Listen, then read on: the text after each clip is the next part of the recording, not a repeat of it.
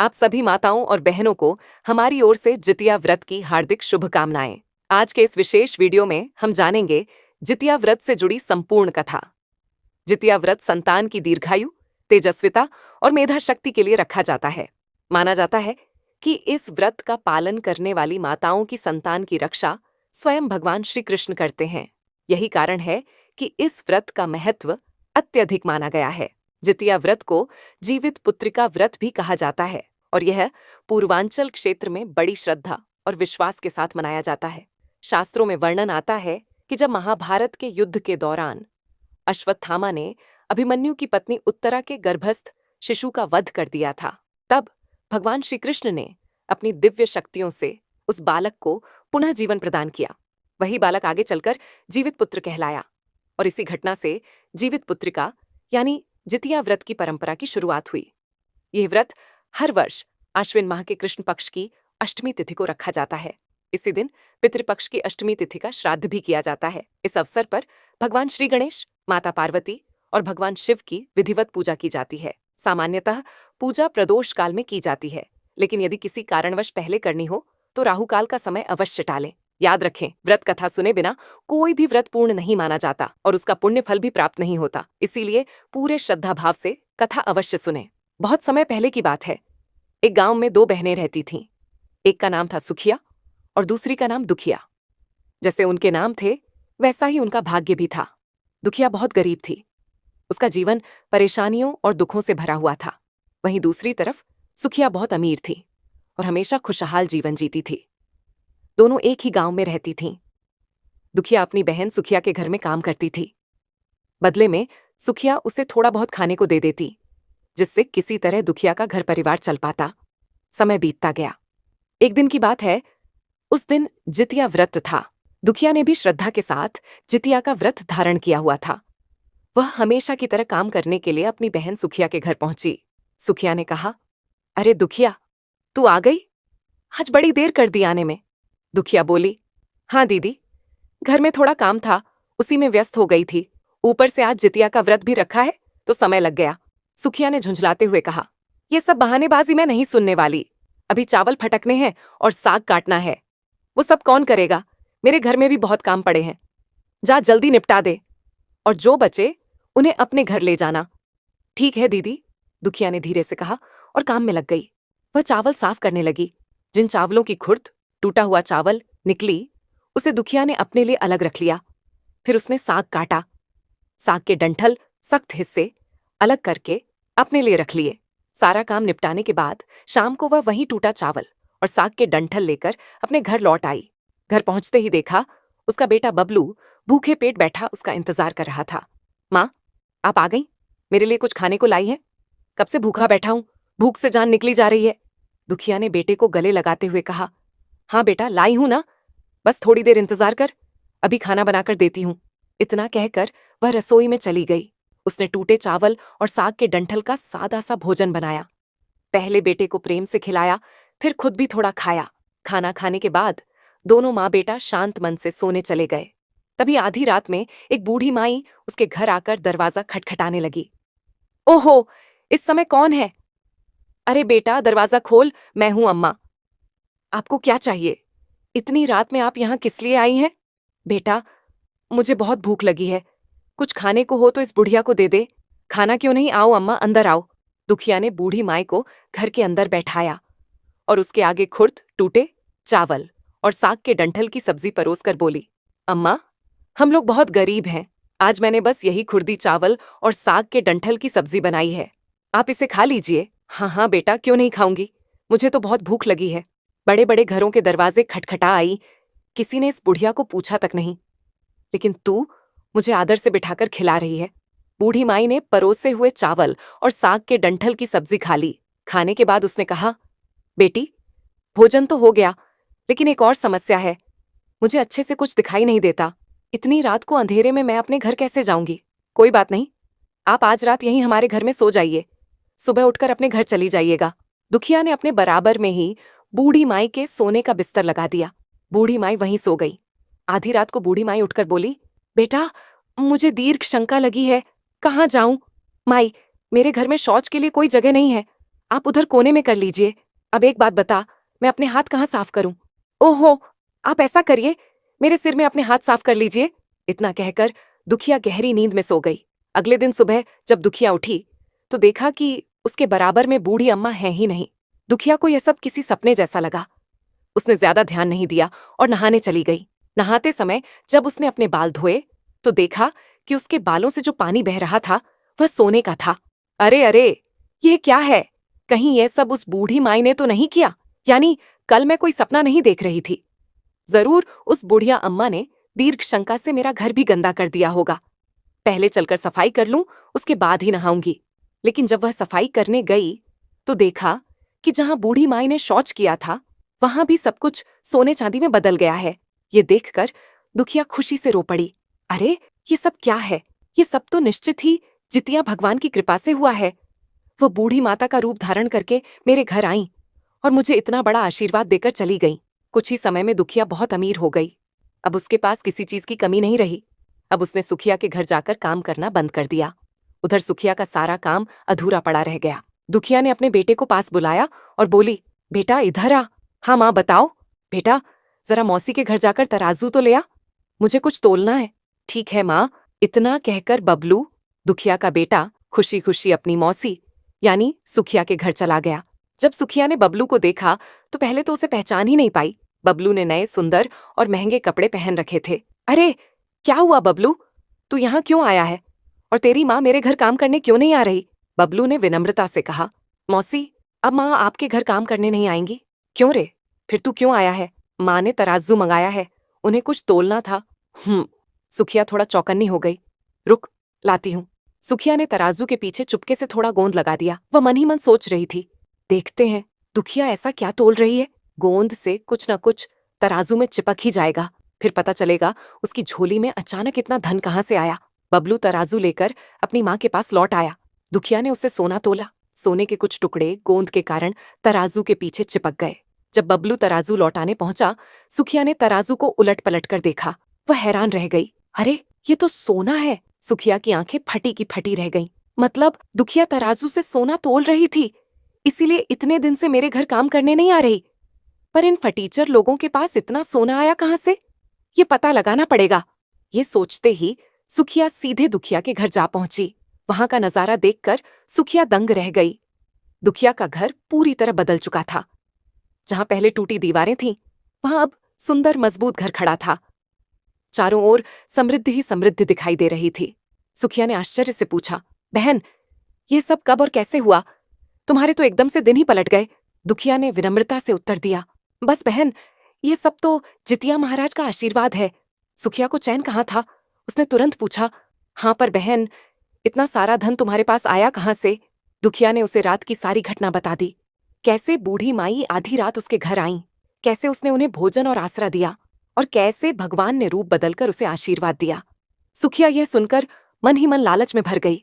उसने ठान लिया, अब मैं भी जितिया का व्रत रखूंगी और वही सब करूंगी जो दुखिया ने किया, ताकि मुझे भी ढेर सारा सोना चांदी मिल जाए। समय बीतता गया। अगली बार जब जितिया का दिन आया तब दोनों बहनों ने व्रत रखा। सुखिया के पास पहले ही हर तरह का सुख, धन और ऐश्वर्य था, फिर भी लालच में अंधी होकर उसने वही किया जो दुखिया ने किया था। उसने चावल फटक कर साफ चावल फेंक दिए और टूटा चावल, खुर्द अपने पास रख लिया। साग की कोमल पत्तियां फेंक दी, डंठल अपने पास रख लिए। उन्हीं डंठलों की सब्जी बनाई, टूटा चावल खाया, पूजा पाठ किया और फिर सोने चली गई। उसे बस इंतजार था, आधी रात को बूढ़ी माई आएंगी और सोना चांदी बरसाएंगी। और सचमुच आधी रात को उसके घर में भी बूढ़ी माई ने दरवाजा खटखटाया। सुखिया अंदर ही अंदर मुस्कुरा रही थी। आ गई वही माई, अब मेरी किस्मत भी चमकने वाली है। रात गहरी हो चुकी थी। अचानक दरवाजे पर दस्तक हुई। सुखिया ने तुरंत दरवाजा खोला। सामने एक बूढ़ी माई खड़ी थी, थकी हुई। भूख से कांपती आवाज में उन्होंने कहा, बेटी, भूख लगी है, कुछ खाने को दे दो। सुखिया ने झिझकते हुए कहा, मैंने तो आज बस खुर्दी का चावल और डंठल का साग बनाया है, खाओगी? बूढ़ी माई ने हल्की मुस्कान दी। कोई बात नहीं बेटी, जो है वही खा लूंगी। सुखिया ने भोजन परोसा। माई ने संतोष के साथ खाया और फिर आराम करने चली गईं। रात के सन्नाटे में अचानक माई की आवाज आई, बेटी, दीर्घ शंका लगी है, कहाँ जाऊं? सुखिया ने सहजता से कहा, यहीं किसी कोने में कर लीजिए। फिर माई ने पूछा, मैं अपने हाथ कहाँ साफ करूं? सुखिया ने बिना सोचे कहा, मेरे सिर में ही साफ कर दीजिए। बूढ़ी माई ने वैसा ही किया। सुखिया मन ही मन खुश थी। सुबह होते ही मेरा घर भी सोने से भर जाएगा। लेकिन भोर की पहली किरण के साथ ही उसकी उम्मीदें टूट गईं। सुखिया ने देखा, पूरा घर गंदगी से भरा पड़ा था। बालों में भी मैल जमा था। उसके चेहरे पर गुस्से और शर्म का मिला-जुला भाव था। वह तुरंत अपनी बहन दुखिया के घर पहुंची और गुस्से में चिल्लाई, तूने मुझसे झूठ कहा, मेरा पूरा घर गंदा करवा दिया। देख, ये क्या हो गया? मैंने तेरे कहे अनुसार ही सब कुछ किया, फिर मेरे साथ ऐसा क्यों हुआ? दुखिया ने शांत स्वर में कहा, यही तो तेरी गलती थी बहन। मेरे पास कुछ नहीं था, इसलिए मैंने जितिया महाराज को खुर्दी का चावल और डंठल का साग दिया। तेरे पास सब कुछ था, फिर भी तूने उन्हें साधारण खाना दिया। तूने अपने घर आए भगवान का अपमान किया और लालच में सही सम्मान न देकर सब कुछ खो दिया। भगवान तो भाव देखते हैं, बहन भोजन नहीं। ये सुनते ही सुखिया के हाथ कांप उठे। पछतावे से उसकी आंखें भर आईं। उसने दोनों हाथ जोड़ लिए और रोते रोते भगवान से माफी मांगने लगी। हे प्रभु, मुझसे भूल हो गई। मेरी आंखें लालच से अंधी हो गईं। मुझे क्षमा कर दीजिए।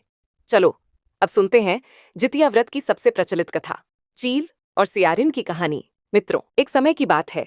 सेमर के पेड़ पर एक चील रहती थी और पास की झाड़ी में एक सियारिन भी रहती थी। अब कुछ दिनों में ही दोनों में गहरी दोस्ती हो जाती है। दोनों आपस में खूब बातें करते थे और चील को जो कुछ भी खाने को मिलता था उसे लेकर कुछ हिस्सा सियारिन को अवश्य देती थी। सियारिन भी चील का खूब ध्यान रखती थी। इसी तरह दोनों का जीवन आनंद से कट रहा था। एक बार वन के पास गांव में औरतें जितिया व्रत की पूजा की तैयारी कर रही थीं, तो चील उन्हें बड़े ही ध्यान से देख रही थी। अब उसने अपनी प्यारी सखी सियारिन को भी यह बताया, तो ये सुनकर दोनों की इच्छा हुई कि चलो वहां पर जाकर देखते हैं कि वह महिलाएं क्या कर रही हैं। तो दोनों ये सोचकर वहां पर गए और ध्यान से उन महिलाओं को देखते रहे कि कैसे पूजा पाठ की, और उसके बाद व्रत कथा कही और सुनी जाती है। सारी पूजा पाठ को उन दोनों ने बड़ी ही गौर से श्रद्धापूर्वक देखा और सुना। बाद में उन दोनों ने निश्चय किया कि हम भी यह व्रत करेंगे। तो यह निश्चय करके सियारिन और चील ने व्रत रख लिया। बड़ी निष्ठा और लगन से दोनों ने व्रत रखा। दिन भर भूखे प्यासे मंगल कामना करते हुए सारा दिन गुजर गया। मगर रात होते ही सियारिन को बहुत तेज भूख लग गई। जब उससे भूख बर्दाश्त नहीं हुई तो वह मांस और हड्डी खाने लगी। जैसे ही वह हड्डी चबा रही थी तो कड़कड़ की आवाज हुई। तो चील ने पूछा कि सियारिन, ये कड़कड़ की आवाज कहाँ से आ रही है? तो सियारिन ने कहा कि बहन, भूख के मारे मेरे पेट में गुड़गुड़ाहट हो रही है। लेकिन चील को पता चल गया कि वह हड्डियां खा रही थी। तब उसने सियारिन को खूब डांटा कि जब व्रत हो नहीं सकता था तो संकल्प क्यों लिया, और अगर व्रत का संकल्प ले लिया था तो एक दिन खाना नहीं खाती तो एक रात में क्या बिगड़ जाता। तो चील की बात सुनकर सियारिन लजा गई और चील से माफी मांगने लगी। अब व्रत तो भंग हो चुका था, माफी मांगने का क्या फायदा। लेकिन चील ने तो रात भर भूखे रहकर अपने व्रत को श्रद्धापूर्वक पूरा किया और फिर वह पूरी श्रद्धा से हर वर्ष जितिया व्रत करती थी। दूसरे जन्म में दोनों ने ही मनुष्य रूप में राजकुमारी बनकर एक ही घर में जन्म लिया। सियारिन तो बड़ी बहन बनी और चील उसकी छोटी बहन बनी। समय के साथ दोनों बड़ी हो गईं। तो सियारिन की शादी एक राजकुमार से हो गई और जो छोटी बहन चील थी उसकी शादी राज्य के मंत्री पुत्र से हो गई। अब समय बीतने पर दोनों राजा और मंत्री बने।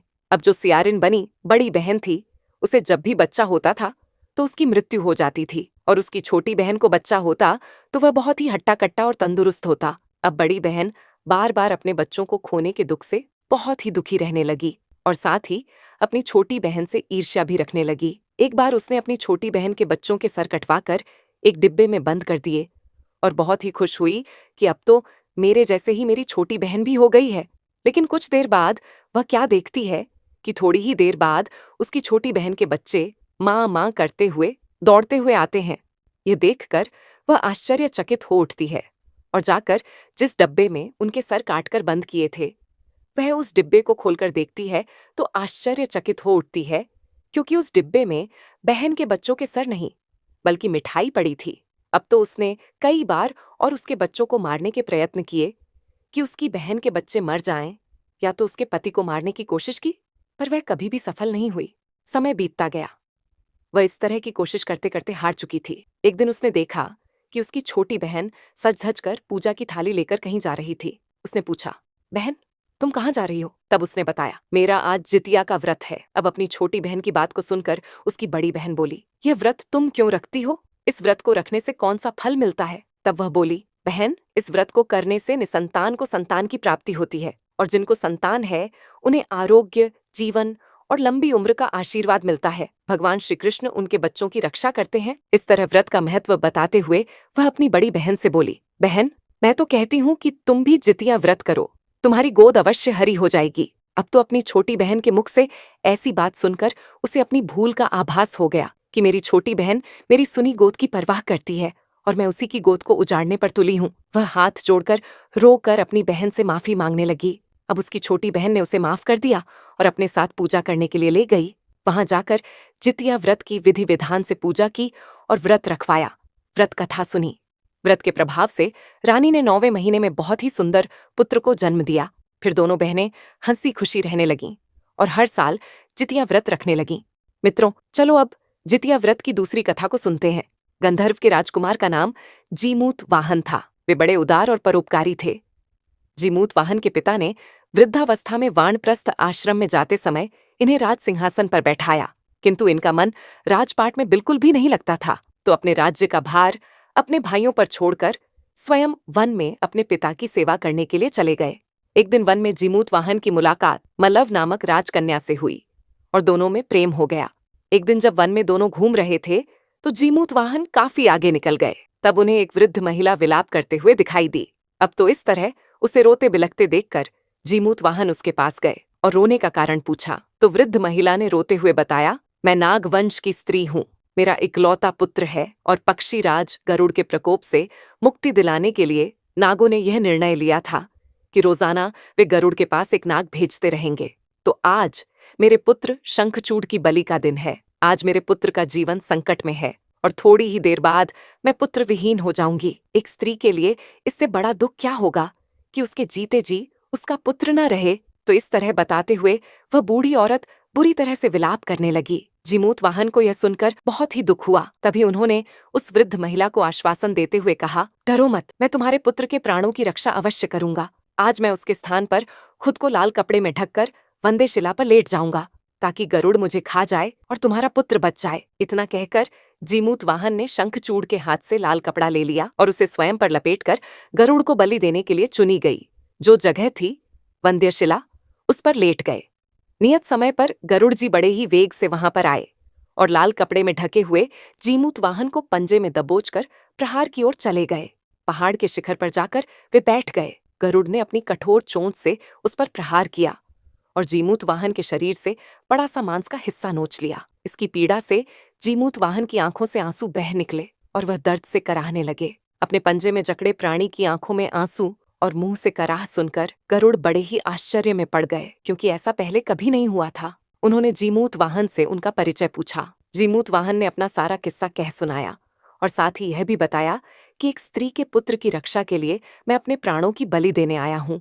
आप मुझे खाकर अपनी भूख शांत करें। ये सुनकर गरुड़ उनकी बहादुरी और दूसरे की प्राण रक्षा के लिए स्वयं का बलिदान देने की हिम्मत से बहुत प्रभावित हुए। उन्हें स्वयं पर पछतावा होने लगा और वे सोचने लगे कि वो एक मनुष्य है जो दूसरे के पुत्र की रक्षा के लिए स्वयं बलि दे रहा है, और एक मैं हूं जो देवों के संरक्षण में होते हुए भी दूसरों की संतान की बलि ले रहा हूं।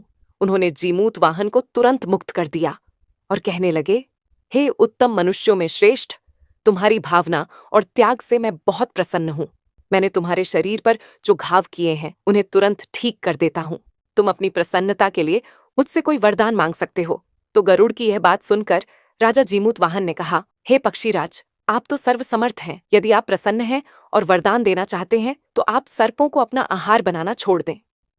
आपने अब तक जितने भी प्राण लिए हैं उनको जीवन दान प्रदान करें। तो गरुड़ ने सबको जीवन दान दे दिया और नागों की बलि न लेने का वरदान भी दिया।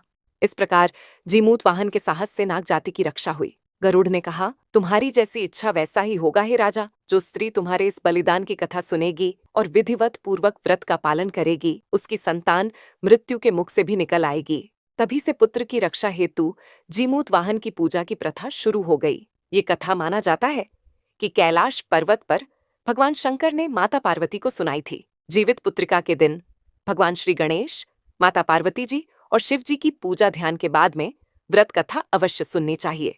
तो आइए मित्रों, अब हम सुनते हैं भगवान गणेश जी से जुड़ी इस पावन कथा। एक बार गणेश जी महाराज एक सेठ के खेत में से जा रहे थे, तो उन्होंने 12 दाने अनाज के उस खेत से तोड़ लिए। अचानक फिर गणेश जी के मन में ख्याल आया कि मैंने तो सेठ जी के यहाँ चोरी कर ली है, अब मुझे क्या करना चाहिए। अब वह पछतावा करने लगे और सोचने लगे कि मुझसे ये पाप तो हो ही गया है, अब मैं क्या करूं। तो सोचते सोचते गणेश जी ने कहा कि चलो मैं सेठ जी के घर पर 12 साल नौकरी पर रह जाता हूं, अब इससे मेरे पाप भी कम हो जाएंगे। ये सोचकर गणेश जी ने एक बालक का रूप धारण कर लिया और बालक का रूप धारण करके सेठ जी के घर चले गए। जब वह सेठ के घर पर पहुंचे तो वह सेठ जी से कहने लगे कि मुझे किसी भी काम पर रख लो, मुझे अपना पाप कम करना है। अब सेठ जी को एक छोटे से नौकर की जरूरत भी थी। अब उस सेठ ने बालक रूपी गणेश जी को काम पर रख लिया। एक दिन सेठानी जी राख से हाथ धो रही थी, तभी गणेश जी ने सेठानी जी का हाथ पकड़कर मिट्टी से धुला दिया। अब उस बालक की ऐसी उद्दंडता देखकर सेठानी सेठ जी के पास गई और बोली कि आपने ऐसा कौन सा नौकर रखा है, इसने नौकर होकर मेरा हाथ पकड़ लिया। अब उस सेठ ने गणेश जी को अपने पास में बुलाया और अपने पास बुलाकर सेठ जी ने कहा कि क्यों भाई, तूने ऐसा क्यों किया, तुमने सेठानी का हाथ क्यों पकड़ा। तब गणेश जी ने कहा कि मैंने तो उन्हें एक सीख की बात बताई है कि राख से हाथ धोने से घर की लक्ष्मी नाराज होकर चली जाती है और मिट्टी से हाथ धोया जाए तो माता लक्ष्मी लौटकर घर वापस आती है। अब तो सेठ जी ने कहा कि यह बालक तो सच कह रहा है, इसकी बातों में तो सच्चाई है। अब ऐसा करते करते कई दिन बीत गए। थोड़े दिनों बाद कुंभ का मेला आया। सेठ जी ने कहा कि मुझे तो टाइम नहीं है, गणेश तू सेठानी को कुंभ के मेले में स्नान करवा के ले आओ। अब गणेश जी सेठानी को लेकर कुंभ के मेले में चले गए। तो वहां जाकर सेठानी तो किनारे पर बैठकर थोड़ा थोड़ा पानी डालकर नहा रही थी। तभी गणेश जी ने उसका हाथ पकड़ा और आगे ले जाकर डुबकी लगवाकर वापस ले आए। अब तो घर आकर सेठानी ने सेठ से कहा कि गणेश जी ने तो मेरी इज्जत ही नहीं रखी, इतने सारे लोग थे, उनके बीच में मुझे घसीट कर पानी में आगे ले गया और मुझे कई डुबकी लगवाई। अब तो सेठ जी ने फिर गणेश जी को बुलाया और कहा, भाई तूने ऐसा क्यों किया, तूने अपनी सेठानी को पानी में डुबकी क्यों लगवाई। तब गणेश जी ने कहा कि सेठानी जी तो गंदे पानी से किनारे पर बैठकर नहा रही थी, तो मैं उनको आगे ले जाकर अच्छे पानी में डुबकी लगवाकर लाया हूँ, इससे अगले जन्म में बहुत बड़े राजा और राजपाट मिलेंगे। अब सेठ जी ने सोचा कि गणेश तो सच कह रहा है और सेठ ने उसे और कुछ नहीं कहा। एक दिन सेठ जी घर में पूजा पाठ कर रहे थे, हवन हो रहा था। तभी सेठ जी हवन पर बैठे थे और उन्होंने गणेश जी से कहा कि जाओ सेठानी को बुलाकर लाओ। जैसे ही गणेश जी सेठानी को बुलाने अंदर गए तो सेठानी तो काली चुनरी ओढ़कर तैयार होकर गणेश जी के साथ चलने लगी। तभी गणेश जी ने उस चुनरी को उतारकर फाड़ दिया और कहा कि लाल रंग की चुनरी ओढ़ के सेठ जी के पास चलो। अब सेठानी जी नाराज हो गई और उन्होंने गणेश जी के साथ आने से मना कर दिया और वह अपने कमरे में ही सो गई। उधर हवन पर बैठे हुए सेठ जी सेठानी का इंतजार कर रहे थे। काफी देर हो चुकी थी, सेठानी जी बाहर नहीं आई। तब सेठ जी उठकर स्वयं अंदर गए तो देखा कि सेठानी जी सो रही थी। अब सेठ जी के आते ही सेठानी उठकर खड़ी हो गई। फिर सेठ जी ने कहा कि क्या बात है, तुम सो क्यों रही थी। तभी सेठानी जी बोली कि आज तो गणेश जी ने हद ही कर दी, मेरी चुनरी फाड़ दी। इसके बाद फिर सेठ जी ने गणेश जी को बुलाकर बहुत डांटा और कहा कि तुम बहुत बदमाशी करते हो, सेठानी के साथ ऐसा मत किया करो। तब गणेश जी ने कहा कि पूजा पाठ में काले रंग का वस्त्र नहीं पहनते, इसीलिए मैंने तो सिर्फ लाल वस्त्र पहनने के लिए बोला था, काला वस्त्र पहनने से कोई भी शुभ काम सफल नहीं होता। तो फिर सेठ जी ने सोचा कि गणेश जी तो समझदार हैं। ऐसा करते करते कई दिन बीत गए। एक दिन सेठ जी के घर पर गणेश भगवान की पूजा थी। तब पंडित जी ने सेठ जी से कहा कि वह तो भगवान गणेश जी की मूर्ति लाना भूल ही गए हैं, अब क्या करेंगे। तभी गणेश जी बोले कि मुझे ही मूर्ति बनाकर विराजमान कर लो, आपकी पूजा सफल हो जाएगी, आपके सारे काम सफल हो जाएंगे। अब उस गणेश की यह बात सुनकर सेठ जी को बहुत ही गुस्सा आया और वह बोले कि अब तक तो तुम सेठानी से ही मजाक करते थे, वहां तक तो ठीक था, लेकिन अब तो तुम मुझसे भी मजाक करने लगे हो। अब गणेश जी बोले कि मैं मजाक नहीं कर रहा हूँ, मैं तो सच कह रहा हूँ। ऐसा कहते ही गणेश जी ने अपना असली रूप धारण कर लिया। अब क्या था, सेठ और सेठानी तो देखते ही रह गए। फिर उन्होंने गणेश जी की पूजा शुरू की। पूजा खत्म होते ही गणेश जी तो वहां से अंतर्ध्यान हो गए। अब सेठ और सेठानी को बहुत ही अफसोस हो रहा था कि इतने सालों से हमारे पास गणेश जी रह रहे थे और हमें पता ही नहीं चला, अनजाने में हमने उनसे कितना काम करवाया। ऐसा सोचते सोचते सेठ जी तो बहुत ही दुखी हो गए। अब गणेश जी ने रात को सेठ के सपने में आकर सेठ जी से कहा कि सेठ जी, आपके खेत से मैंने 12 साल पहले 12 अनाज के दाने तोड़ लिए थे, उसी का कर्ज उतारने के लिए मैंने आपके घर 12 सालों तक नौकरी की थी। आपको अफसोस करने की कोई जरूरत नहीं है। आज से तुम्हारे घर में किसी भी चीज की कमी नहीं रहेगी। इस प्रकार से गणेश जी के आशीर्वाद से सेठ और सेठानी पुत्रवान और धनवान हो गए। हे गणेश भगवान, जैसी कृपा आपने अपने सेठ और सेठानी पर की, वैसी ही कृपा हम सब पर भी करना। मित्रों, अब हम सुनेंगे जितिया व्रत की चौथी कथा। ये कथा महाभारत काल से जुड़ी हुई है। जब महाभारत का युद्ध हुआ था, उसके बाद में अपने पिता की मृत्यु के बाद अश्वत्थामा बहुत ही नाराज थे और उनके अंदर बदले की आग जल रही थी। बदला लेने के लिए अश्वत्थामा ने पांडवों के शिविर में घुसकर वहां पर 5 सोए हुए लोगों को पांडव समझकर मार दिया। लेकिन वे सभी द्रौपदी की 5 संतानें थीं। उसके इस अपराध के कारण अर्जुन ने उसे बंदी बना लिया और उसकी दिव्य मणि भी छीन ली। इसके फलस्वरूप अश्वत्थामा ने उत्तरा की अजन्मी संतान को गर्भ में मारने के लिए ब्रह्मास्त्र का उपयोग किया, जिसे निष्फल करना नामुमकिन था। गर्भ में मरकर जीवित होने के कारण उसका नाम जीवित पुत्रिका पड़ा और आगे जाकर वही राजा परीक्षित बना। तभी से इस व्रत को बड़ी ही श्रद्धापूर्वक किया जाता है। मित्रों, जितिया व्रत की ही आपको एक कथा और सुनाते हैं। एक समय की बात है, किसी गांव में पार्वती नाम की एक महिला अपने 2 बच्चों के साथ रहती थी। दुर्भाग्य से कुछ समय पहले ही उसके पति का देहांत हो गया था, जिस वजह से पार्वती के घर की स्थिति बहुत खराब हो गई थी। घर में अब कोई कमाने वाला नहीं था। पार्वती की बड़ी बेटी का नाम था सलोनी और छोटा बेटा था राजू। उन लोगों के लिए एक समय का खाना जुटाना भी बहुत मुश्किल हो गया था। माँ, मुझे बहुत जोरों की भूख लगी है, कुछ खाने को दो ना। खाने को तो कुछ नहीं है बेटा, लेकिन अगर शाम तक सब्र कर ले, अभी मैं काम की तलाश में जा रही हूँ। मुझे कोई काम जरूर मिलेगा, फिर मैं तेरे लिए कुछ लेकर आऊंगी। ठीक है माँ। ऐसा कहकर पार्वती काम की तलाश में बाहर चली जाती है, लेकिन पूरे दिन इधर उधर भटकने के बाद भी उसे कोई काम नहीं मिलता। आखिरकार वह गांव के सेठ के घर जाती है और वहां काम मांगती है। मालकिन, मेरे लायक आपके घर में कोई काम होगा? मैं सब काम कर लेती हूँ। काम तो है, लेकिन मैं उसके बदले तुझे पैसे नहीं दूंगी। उसके बदले तुझे खाना मिल सकता है, ये ठीक रहेगा। पैसे भले नहीं मिल रहे हों, पर एक समय का खाना तो मिल जाएगा। ठीक है मालकिन, मैं तैयार हूँ। अब पार्वती सेठानी के घर काम करने लगी। सेठानी के घर में जो कुछ भी बचा कुचा होता, वह पार्वती को खाने के लिए दे देती। पार्वती उसे घर ले जाती और अपने बच्चों के साथ खा लिया करती। कुछ समय बाद पार्वती ने सलोनी की शादी उसकी पसंद के लड़के से कर दी, जो उसी गांव में रहता था। सलोनी का ससुराल काफी पैसे वाला था। शादी के बाद सलोनी अपने ससुराल में अच्छा जीवन बिताने लगी, लेकिन शादी के बाद उसने अपनी माँ और भाई से बात करना बंद कर दिया। अब ना तो वह मायके जाती, ना ही उनकी कोई खबर लेती। उसे लगता था कि अगर वह अपनी माँ से रिश्ता रखेगी तो माँ उससे पैसे मांगेगी। इसलिए सलोनी ने अपनी माँ से हर तरह का रिश्ता तोड़ दिया था। एक दिन राजू के मन में अपनी बहन से मिलने का ख्याल आया। माँ, सालों हो चुके हैं, अभी तक दीदी की कोई खबर नहीं आई, ना ही वह हमसे मिलने आई। मुझे दीदी की बहुत याद आ रही है। मैं दीदी से मिलने जाना चाहता हूँ। बेटा, तेरी दीदी का ससुराल बहुत दूर है, तू जाएगा कैसे? मेरे पास तो किराए के पैसे भी नहीं हैं। माँ, मैं पैदल चला जाऊंगा, आप बस सफर के लिए मुझे कुछ भोजन दे देना। बेटा, तेरी माँ के पास उतना भी नहीं है, मैं क्या करूं? कल जितिया का पर्व है, मुझे कल जितिया का भोग भी चढ़ाना है। मेरे पास तो उसके लिए भी कुछ नहीं है। आप सेठानी जी से कुछ भोजन क्यों नहीं मांग लेती? उसी में से आप जितिया महाराज को चढ़ा देना और जो थोड़ा बचे मुझे दे देना।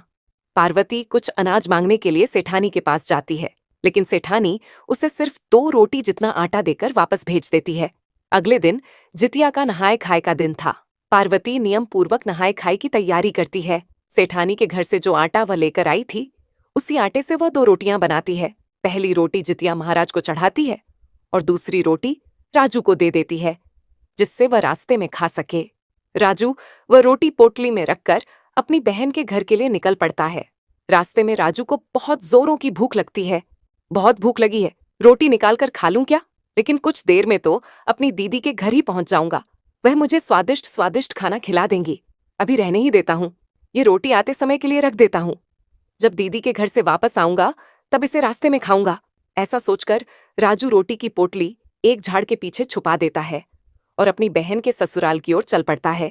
सलोनी का ससुराल बहुत दूर था। राजू को चलते चलते बहुत समय हो गया, वह बहुत ज्यादा थक चुका था। सुबह का निकला हुआ राजू शाम के समय सलोनी के ससुराल पहुंच जाता है। सलोनी अपने घर के बाहर खड़ी थी, तभी उसकी नजर अपने भाई पर पड़ती है। अरे, ये तो राजू है, ये यहाँ कैसे आ गया? कहीं ये मेरे पति से पैसे मांगने तो नहीं आया? वह वैसे भी भोले भाले हैं, इसे तुरंत पैसा दे देंगे। अगर ये घर में घुस गया तो परेशानी हो जाएगी, इसे घर के बाहर ही रोकना पड़ेगा। अरे राजू, तू यहाँ क्यों आया है? आपसे मिलने आया हूँ दीदी, मुझे और माँ को आपकी बहुत याद आती थी। शादी के बाद आप तो आई नहीं, ना ही आपने हमारा हालचाल पूछा कभी, इसीलिए मैं ही आ गया। ठीक हो ना आप? हाँ हाँ, मैं ठीक हूँ। अब यहाँ ज्यादा देर मत रुक, चला जा यहाँ से। तेरे जीजा जी बहुत गुस्से वाले हैं, अगर उन्होंने तुझे यहाँ देख लिया तो बहुत मारेंगे। तू जा यहाँ से। अभी तक तो मैं अच्छे से मिला भी नहीं आपसे, और आप जाने को कह रही हो? अपने ससुराल वालों से मुझे मिला तो दो। नहीं नहीं, वो बहुत खड़ूस हैं, अगर तुझे देख लेंगे तो गुस्सा करेंगे। तू जाना। दीदी, बहुत जोरों की भूख लगी है, कुछ खाना ही खिला दो। खाना?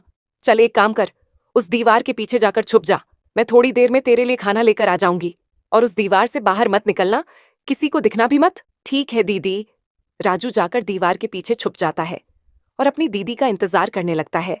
समय बीतता है, लेकिन सलोनी उसके लिए खाना लेकर नहीं आती। वहीं सलोनी अपने घर में स्वादिष्ट पकवान बनाती है। आहा, सुगंध तो बहुत सुंदर आ रही है, लगता है दीदी मेरे लिए पकवान बना रही है। आज कुछ अच्छा खाने को मिलेगा। राजू दीवार के पीछे खड़ा सोच रहा था कि अब उसकी बहन उसके लिए कुछ स्वादिष्ट भोजन लेकर आएगी। खड़े खड़े राजू को बहुत देर हो गई, शाम से रात हो चुकी थी, लेकिन सलोनी अब तक उसके लिए कुछ नहीं लाई। बहुत इंतजार के बाद सलोनी एक कटोरी दूध लेकर राजू के पास आती है। यह ले राजू, दूध पी ले। पर दीदी, इसमें तो मक्खियां गिरी हुई हैं, मैं इसको कैसे पीऊंगा? अरे, मरी मक्खियां हटाकर दूध पी ले और आज रात के लिए यहीं सो जा, सुबह यहां से चले जाना। दीदी अब बदल चुकी थी, घर में अपने लिए पकवान बना रही थी और मुझे ये मक्खियों से भरा हुआ दूध दे दिया। पर क्या करूं, भूख भी बहुत तेज लगी है, इसे पी लेता हूं, फिर कल सुबह घर के लिए निकल जाऊंगा। राजू मक्खियां हटाकर दूध पी लेता है और वहीं घर के पीछे सो जाता है। अगली सुबह वह अपनी दीदी को बिना बताए अपने घर के लिए निकल पड़ता है। लंबा सफर था, सुबह से दोपहर हो चुकी थी। चलते चलते राजू उसी जगह पर पहुंचता है जहां उसने रोटी की पोटली छुपाई थी। अरे, ये तो वही जगह है जहां मैंने अपनी रोटी छुपाई थी। भूख भी बहुत जोरों की लगी है, रोटी निकाल लेता हूं, यहीं खा लूंगा, वह सोचता है। राजू झाड़ियों में जाकर पोटली निकालता है। तभी उसके मन में एक ख्याल आता है, क्या पता घर पर मेरी माँ भूखी हो, आज कुछ मिला हो या नहीं, मैं अकेले कैसे खा लूं? थोड़ी ही दूर का सफर बचा है, अगर थोड़ा और सब्र कर लिया तो माँ के साथ ही रोटी खाऊंगा। वह बिना पोटली खोले घर की ओर चल पड़ता है। शाम होते होते वह अपने घर पहुंच जाता है। उधर पार्वती ने जितिया का व्रत रखा था और जितिया भगवान से यही मना रही थी कि उसका बेटा सही सलामत घर आ जाए। माँ, कहाँ हो माँ? मैं आ गया। राजू आवाज लगाता है। अरे राजू बेटा, तू आ गया, अपनी दीदी से मिलकर आया, वह कैसी है? राजू सोचता है, यदि माँ को सच्चाई बताई तो इन्हें बहुत बुरा लगेगा। माँ, दीदी बिल्कुल ठीक है, वह तो बस तुम्हारे बारे में ही पूछ रही थी। अच्छा, और तेरी खातिरदारी अच्छे से की उसने? हाँ माँ, मुझे तो दीदी ने ढेर सारे पकवान खिलाए। माँ, तुमने कुछ खाया? कहाँ बेटा, मुझे गरीब को कहाँ कुछ भोजन नसीब होगा। चल, तू कुछ खाकर आया है ना? अरे माँ, चिंता क्यों कर रही हो, ये देखो जो तुमने रोटी बनाकर दी थी वही मैं अपने साथ ही लाया हूं। चलो, हम दोनों ये रोटी खाएंगे। मैंने तुझे ये रोटी रास्ते के लिए दी थी, तूने रास्ते में नहीं खाई। कैसे खाता माँ, भूख लगी ही नहीं। फिर जब दीदी के घर पहुंचा तब दीदी ने इतना खिला दिया कि आते समय भूख ही नहीं लगी। चलो, अब हम दोनों ये खाएंगे। राजू रोटी की पोटली खोलता है तो देखता है पोटली के अंदर रोटी तो है ही नहीं, बल्कि उसके अंदर हीरे जवाहरात भरे हुए हैं। ये देखकर दोनों चौंक जाते हैं। अरे, ये सब क्या है? ये हीरे जवाहरात तेरे पास कैसे आए? पता नहीं माँ, मैंने तो जाते समय यह पोटली छुपा दी थी, सोचा था कि आते समय भूख लगेगी तब खाऊंगा। मैं समझ गई बेटा, ये सब जितिया महाराज की कृपा से ही हुआ है, मेरा व्रत सफल हो गया। उन्होंने इस रोटी को सोने चांदी में बदल दिया। दोनों माँ बेटे जितिया महाराज का शुक्रिया करते हैं। फिर उस सोने चांदी को बेचकर पार्वती अपने बेटे के लिए सुनार की दुकान खोलती है। जितिया महाराज की कृपा से कुछ ही दिनों में उसकी दुकान खूब चलने लगती है। देखते देखते पार्वती का घर धन दौलत से भर जाता है। कुछ पैसे जोड़कर पार्वती अपने लिए एक बहुत बड़ा घर बनवाती है और घर में पूजा का आयोजन करती है, जिसमें वह सलोनी को भी बुलाती है। गृह प्रवेश में सलोनी अपने पति पंकज के साथ आती है। अपने मायके की चमक धमक देखकर वह चौंक जाती है और उसे अपने किए पर गहरा पछतावा होता है। फिर वह अपनी माँ और भाई से माफी मांगती है। दोनों उसे माफ कर देते हैं। जितिया महाराज की कृपा से पार्वती का जीवन अब खुशहाली से बीतने लगता है। दोस्तों, यही थी पार्वती और राजू की प्रेरणादायक कथा, जो हमें सिखाती है कि सच्चे मन से किए गए व्रत और ईश्वर पर अटूट विश्वास कभी व्यर्थ नहीं जाते। जब मन में लालच ना हो, बस श्रद्धा और प्रेम हो, तो भगवान अपने भक्तों की झोली खुशियों से भर देते हैं। अगर आपको यह कथा अच्छी लगी हो, तो इसे लाइक जरूर करें और अपने दोस्तों व परिवार के साथ शेयर करें, ताकि यह प्रेरणा और भी लोगों तक पहुंचे। और हाँ, अगर आप ऐसी ही अद्भुत, भावनात्मक और धार्मिक कथाएं सुनना चाहते हैं, तो सब्सक्राइब कर लें हमारे चैनल को, ताकि हमारी हर नई कहानी सबसे पहले आप तक पहुंचे। आपके प्यार और सहयोग से ही हमारा यह सफर आगे बढ़ता है।